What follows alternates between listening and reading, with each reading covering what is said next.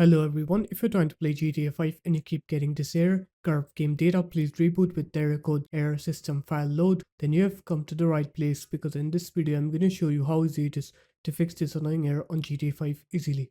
So first off, you're going to open up the platform where you have the game on. So if you have it on Steam, you're going to open Steam up. If you have it on Epic Games, you're going to open Epic Games up. If you have it on Rockstar Games Launcher, you're going to open that up. Now I'll show you how to do it on all three of these platforms. So you're just going to right click on GTA 5 on Steam.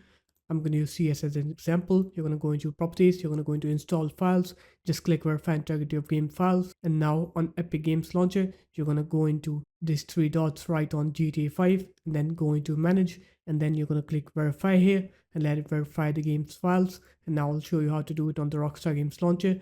So you're just going to go into settings here and then scroll down on here, and here you'll have a button saying scan games files. So just click onto that button, and after you're done doing that, now you're going to go to your GTA 5's folder, and now what you're going to do is you're going to right click on the GTA 5's launcher and then click send to desktop, and now go to the shortcut.